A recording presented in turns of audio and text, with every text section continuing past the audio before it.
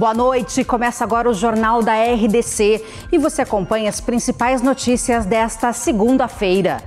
Ameaça de ataque suspende aulas em escola da Zona Sul de Porto Alegre. Falta de diesel causa transtorno a caminhoneiros no estado. Temporal no final de semana na Serra pode se repetir amanhã em outras regiões. Depois do 0-0, final do Gauchão será decidida na quarta-feira. Fique conosco, Rio Grande se conecta aqui.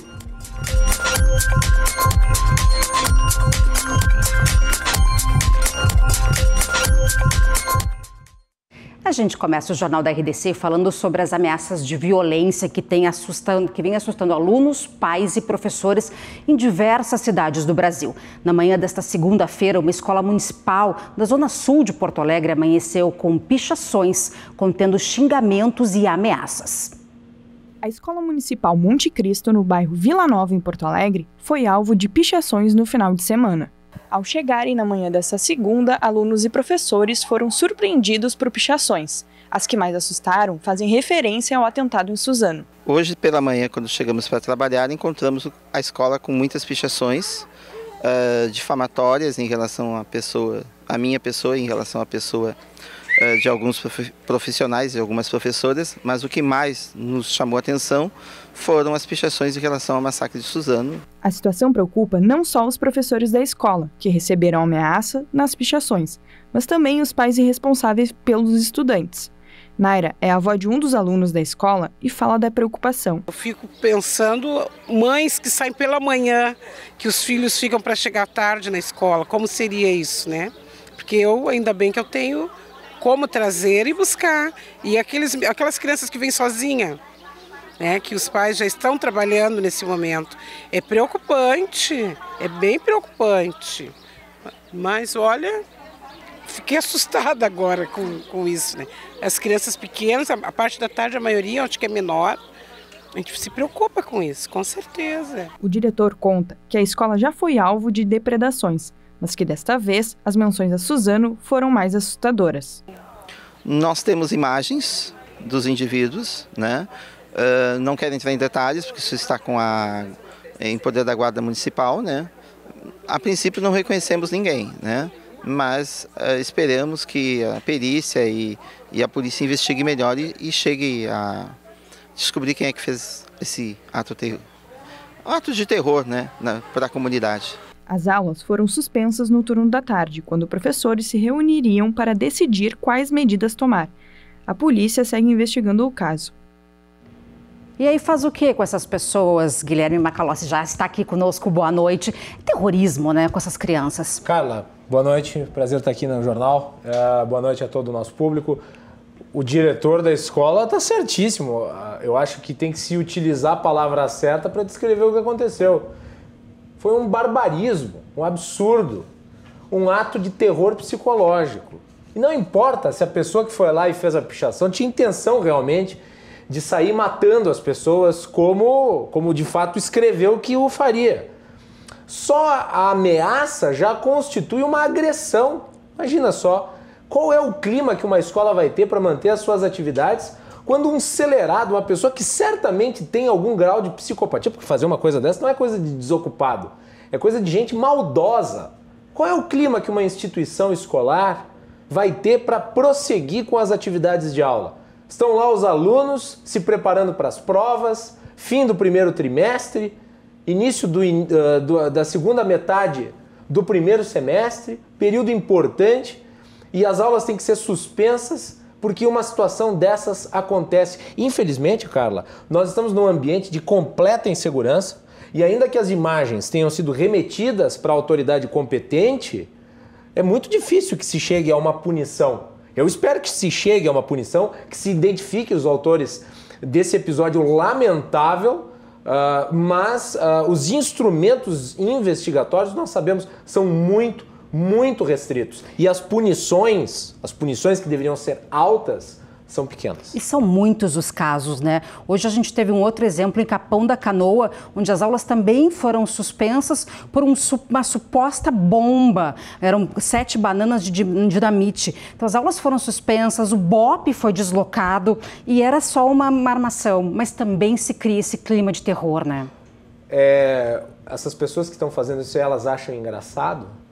Acham que é uma brincadeira? Isso é mexer com a vida das pessoas depois de uma tragédia como a que aconteceu em Suzano, onde alunos foram mortos, crianças foram mortas. Não se pode brincar com uma coisa assim. Quem faz isso é criminoso. Quem brinca com a vida dos outros comete um delito e deveria ser punido por isso. Pena que as nossas punições não são tão graves, né?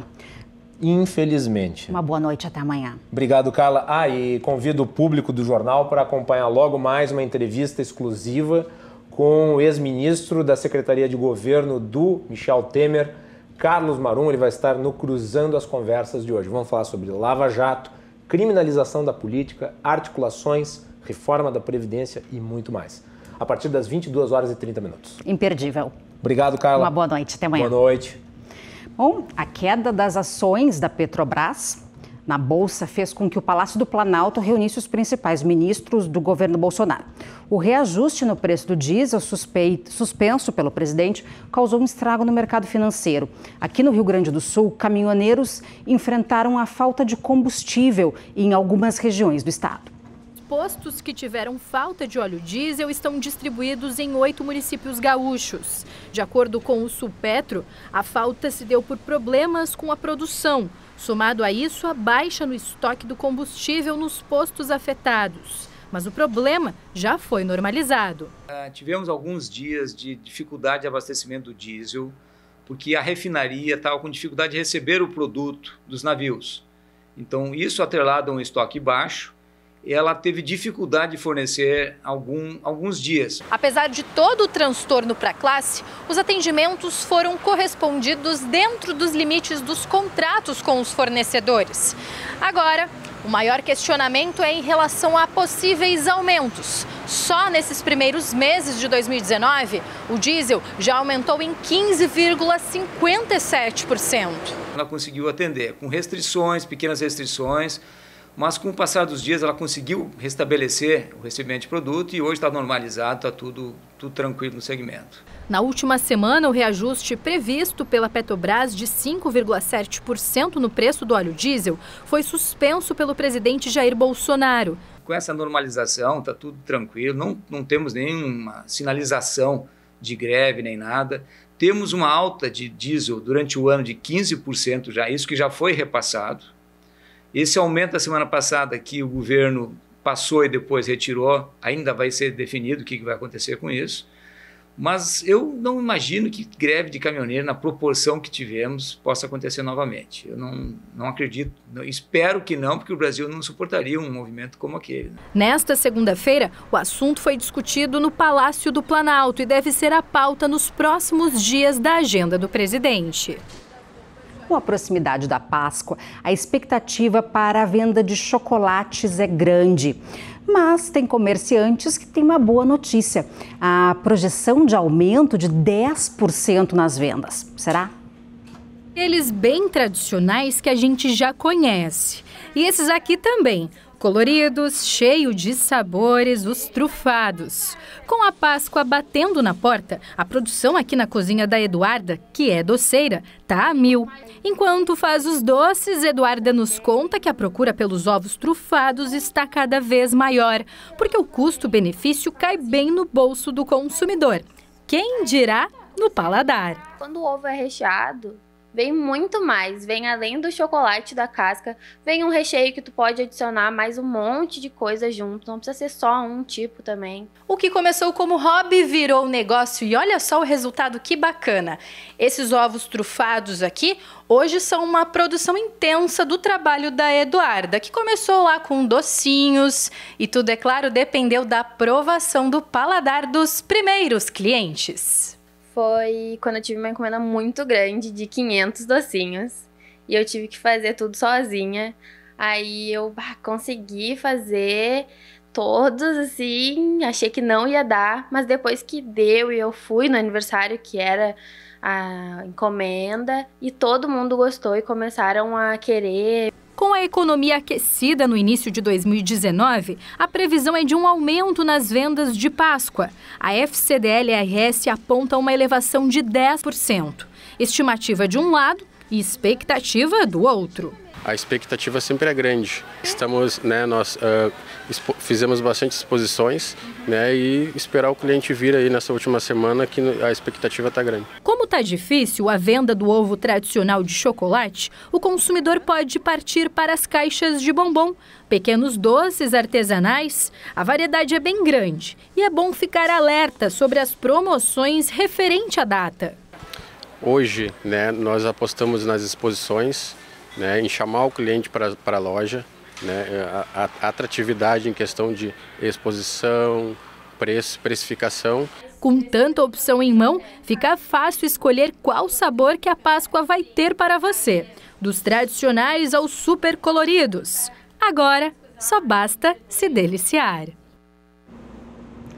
Saúde e segurança. Estes são alguns dos temas que preocupam os motoristas de aplicativos. Cuidar da postura e da alimentação, além de escapar da onda de violência que ronda esse tipo de trabalho, já virou rotina na vida destes motoristas. A rotina é pesada, um chamado após o outro.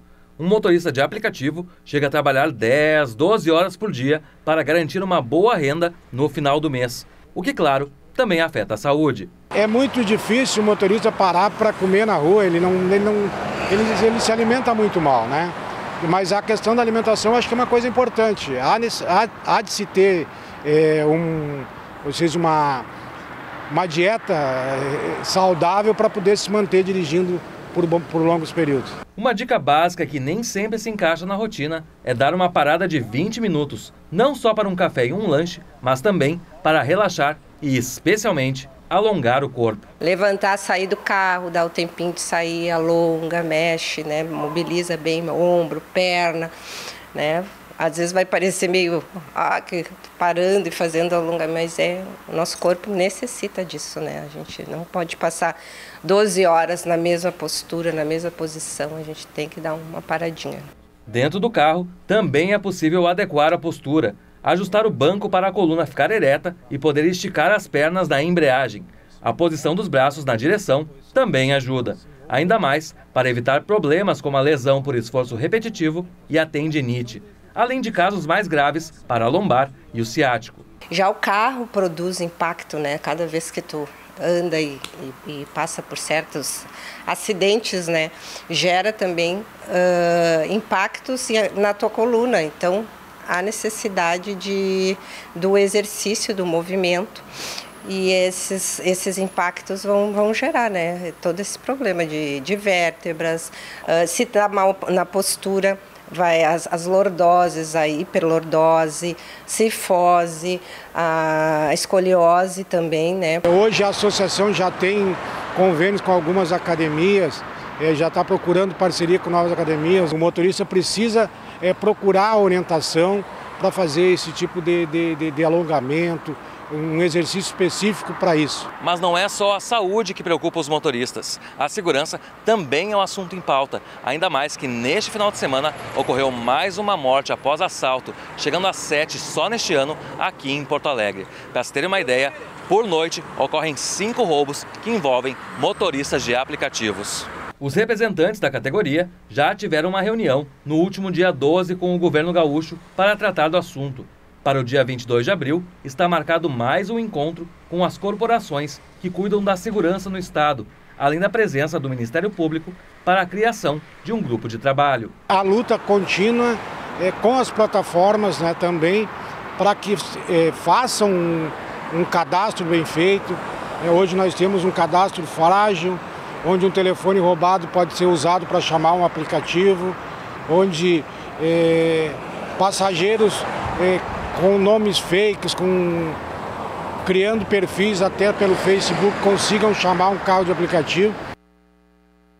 A seguir, alerta da Defesa Civil para temporais amanhã. E também ficou tudo para quarta-feira. Grêmio e Inter empatam no primeiro confronto das finais do Gauchão. Nós já voltamos.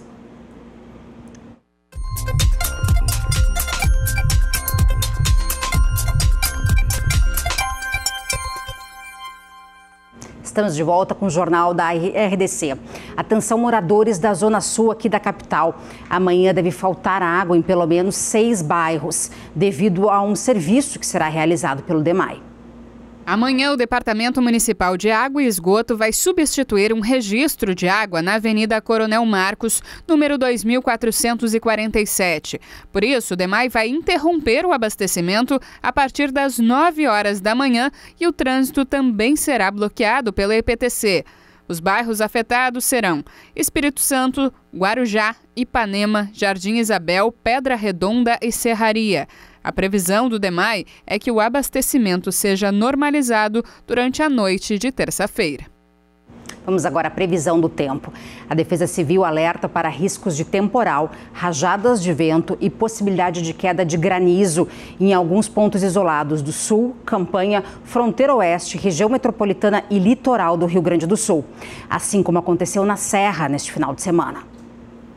Neste final de semana, temporal e chuva de granizo causaram danos a 365 residências em Caxias do Sul, na Serra Gaúcha. Não há registros de feridos ou desalojados. As famílias atingidas já começaram a receber telhas da Secretaria de Habitação do município. Vamos ver como fica o tempo para esta terça-feira. Em Cachoeirinha, na região metropolitana de Porto Alegre, chuva durante o dia e a noite, mínima de 20 e máxima de 24 graus. Em Lajeado, no Vale do Taquari, tempo instável durante o dia, alternando entre sol, nuvens e chuva. À noite, o tempo fica firme. A temperatura varia entre 21 e 25 graus. Em Bento Gonçalves, na Serra Gaúcha, sol e chuva também se alternam. Mínima de 19 e máxima de 26 graus. Em Bagé, na região da Campanha, sol com pancadas de chuva de manhã e muitas nuvens à tarde. À noite, tempo firme, mínima de 15 e máxima de 25 graus. Em Capão da Canoa, no litoral norte, chuva durante o dia e a noite. A temperatura varia entre 20 e 24 graus. Futebol, muita disputa, polêmica e discussão. Grenal é assim, só faltaram gols. O placar de 0-0 na primeira partida da final do Gauchão aumentou a expectativa dos torcedores para o jogo decisivo desta quarta-feira.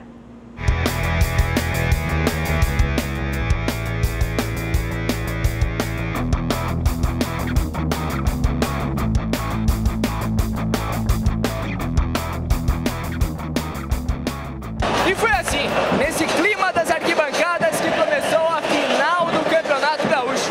Clássico Grenal, aqui no estádio Beira-Rio. E um clássico recheado de polêmicas. Desde os primeiros minutos envolvendo a arbitragem. Não posso deixar de falar da arbitragem, né? Acho que mais uma vez, uma arbitragem muito ruim. Acho que acima de tudo também tem que dar os parabéns ao Voaden e a equipe toda dele, que realmente eles tiveram uma arbitragem nota 10. Logo aos 2 minutos, Edenilson desabou em lance com Cortez. Nada foi marcado. A primeira finalização do jogo veio com Nico. Para o Grêmio, Kahneman de cabeça.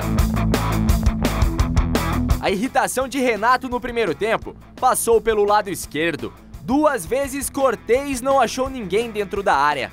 De fora da área, Alisson, um chutaço que parou no travessão. O Inter respondeu, em grande jogada de Patrick. Guerreiro, o estreante em clássicos grenais, parou em Paulo Vitor. Até que aos 45 veio a confusão. Depois de Leonardo fazer falta em D'Alessandro, Cuesta deixou o pé em Matheus Henrique. Renato não gostou nada da atitude. Aquela discussão ali faz parte do jogo, principalmente num Grenal. Pô, você não quer uma discussão num Grenal? Já que não estava atendendo o campo, teve uma ali pelo lado de fora. Faz parte. É Grenal, gente. Acho que não precisa mais trazer quarto árbitro, quinto árbitro, sei lá eu, quem aqui para o estádio. Deixa que o Renato, ele faz o que ele quiser, ele pode querer invadir o nosso vestiário, ele invade o campo,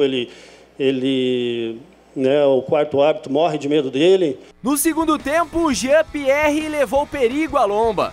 Até que veio o lance mais polêmico do jogo.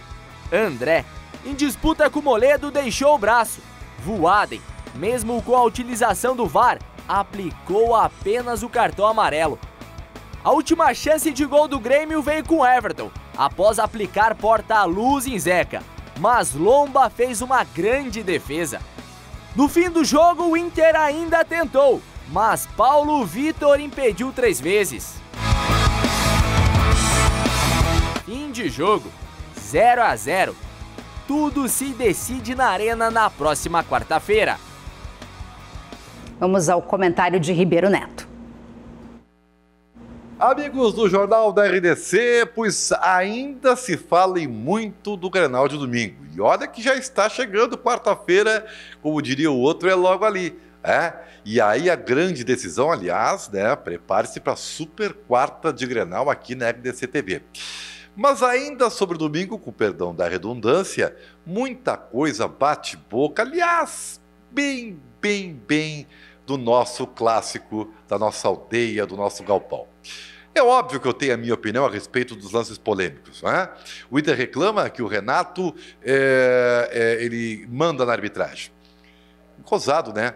Eu sabia que era um gremista que dizia que o D'Alessandro mandava na arbitragem. Bom, os dois, D'Alessandro e Renato, se impõem, é verdade. E o Renato, também é verdade, tinha que ser expulso. Pisou no gramado, tá na lei, tinha que ser expulso. De qualquer maneira, no outro lance do André, eu ainda acho que o juiz acertou. Não vi intenção do André em dar a cotovelada no Moledo. Mas também é um pouco de interpretação ou do juiz ou do árbitro do VAR. De qualquer maneira, as reclamações do Internacional podem até ser pertinentes, mas não mudam o que para mim foi o resultado prático do jogo. Ou seja, o Grêmio que teve poucas situações, o Inter um pouquinho mais, nenhum dos dois fez o suficiente para ganhar a partida. Acho que o 0-0 poderia ter sido 1-1, mas o 0-0 ficou de bom tamanho. Um resultado justo. O Grêmio um pouquinho melhor no primeiro tempo, especialmente antes da parada técnica. O Inter melhor no segundo tempo, a partir da segunda metade, quando os volantes do Grêmio cansaram. E aí o Internacional teve uma retomada rápida e saiu no contra-ataque, criando situações através do Nico Lopes. Enfim, fica tudo igual e nada está definido. Mas o Grêmio tem o fator local agora. É verdade. Mas isso não quer dizer que o torcedor colorado não possa almejar o título da competição. O fato, meus amigos, é que as emoções permanecem e muita coisa boa vem pela frente. Então, que venha esse Grenal, é ou não é? É isso aí. O Jornal da RDC fica por aqui, mas notícias amanhã, ao meio-dia, no Rio Grande em Movimento. Você fica agora com o Cruzando as Conversas. Uma boa noite e até amanhã.